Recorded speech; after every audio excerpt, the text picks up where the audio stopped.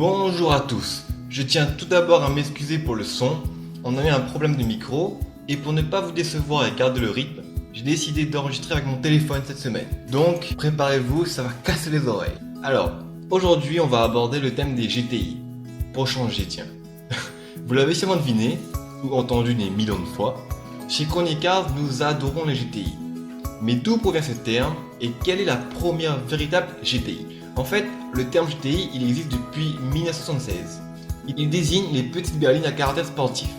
Le concept de mettre un gros moteur dans une petite voiture est ancien.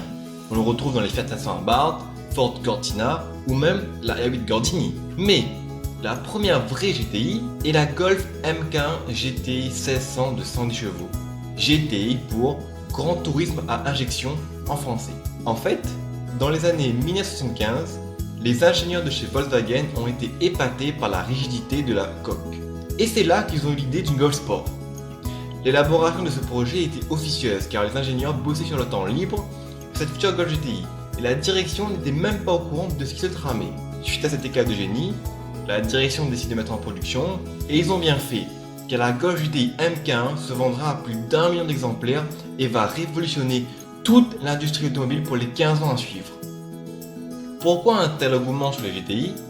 Parce qu'en fait, les GTI vont ridiculiser les coupés sportifs qui sont peu habitables, chers, moins polyvalents et finalement pas plus performantes qu'une GTI. Suite à cela, les constructeurs sont pris au dépourvu et sentent presque de détrôner la reine des GTI. On retrouve deux camps, les GTI atmosphériques et les GTI turbo. Le cycle GTI devient un moyen de promouvoir leur catalogue. On en mange à toutes les sauces. La Golf MK1 restera longtemps reine incontestée du marché avant l'arrivée de la 205 GTI 1600 de 105 chevaux.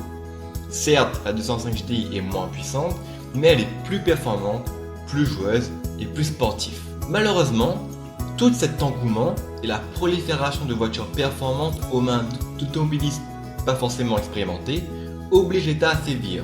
On voit apparaître plus de radars, de contrôles, etc. Les moteurs Atmo laissent place aux moteurs turbo et les essences au diesel plus politiquement corrects. Les GTI vont s'embourgeoiser et vont perdre leur esprit initial. En fait, c'est simple. Pour suivre l'évolution des GTI, il faut regarder chaque modèle de Golf. On constate clairement que l'esprit de la première Golf n'est clairement pas celle de la Golf 7. Pourtant, certains constructeurs tentent, tant bien que mal, de continuer à faire vivre l'esprit des GTI de l'époque. C'est le cas notamment de Suzuki avec sa Swift Sport, qui reste la seule compacte sportive à moteur Atmo est encore produit. D'ailleurs, si quelqu'un dans mes abonnés qui habite à La Réunion a une Swift Sport, on aimerait beaucoup faire une vidéo sur cette voiture. Parenthèse fermée.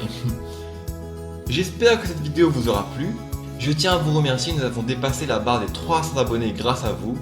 Ce qui me fait d'autant plus plaisir, c'est que nos vidéos ne font pas beaucoup de vues, mais nous avons beaucoup de retours positifs, de j'aime, de commentaires, etc. Et c'est ça qui m'encourage, moi et mon ami, à continuer.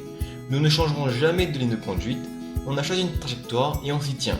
Hashtag hit that apex, motherfucker. Je vous remercie tous, je vous dis à la semaine prochaine et n'oubliez pas, plein gaz!